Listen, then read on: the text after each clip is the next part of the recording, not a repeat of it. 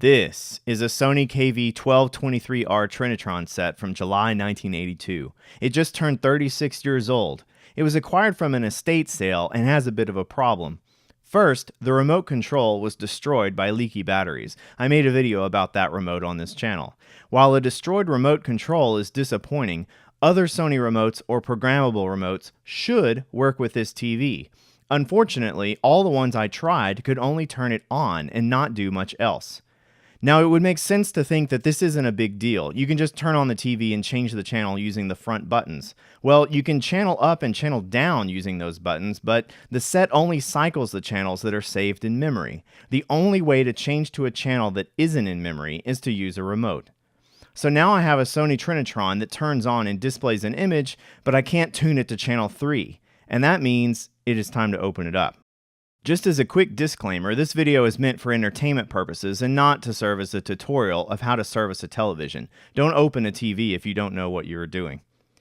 Let me give a short explanation as to how this set works in terms of the remote control. When you plug in the TV, it takes the power and provides standby voltage so you can do something like turn it on with a remote control. Even though the TV is off, something has to power the receiver inside the television so it knows a remote control is trying to turn it on. This board takes AC power from the power board and converts it to 12 volts of DC power for the remote signal amplifier. I hooked a multimeter up to it and got a reading of 8 volts. After powering up the TV, it dropped to 6.4. Something is obviously wrong. Enter capacitor 23. This capacitor is bad. Can you tell by looking? Has it vented? Has it leaked? Is it bulging? Has the sleeve moved? It looks okay, but wait. Oh man. Fluid has escaped from the bottom. I actually noticed this while it was still in the board. This capacitor is part of the circuit for the 12-volt standby rail, so I was happy to actually find a very obvious bad cap while checking that area. So I ordered a replacement cap along with 2 additional fresh caps to replace the others in the same circuit. The operation was a little difficult to get on camera, but it was easy work to do. Now, with the multimeter hooked up to the 12-volt test point, let's plug in the TV and hope we see something better than 6 or 8 volts.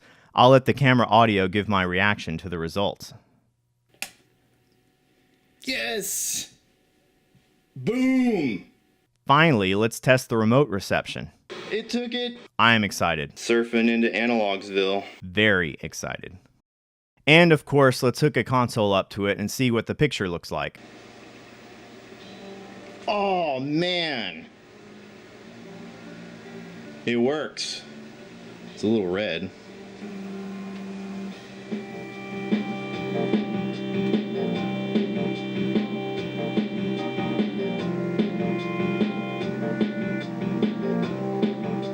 Truth be told, this guy appears to need a full recap followed by a calibration. However, for 3 capacitors totaling $1.15, at least I can tune him to channel 3 and finally see the tube in action.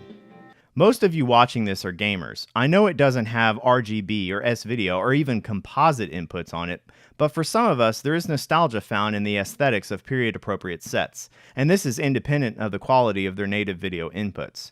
And for those of you pursuing an all-RGB setup via upscaler or CRTs, there's nothing wrong with getting started with just a simple RF-only CRT. It provides a display and lets you start building a retro gaming collection without breaking the bank. Thanks for watching.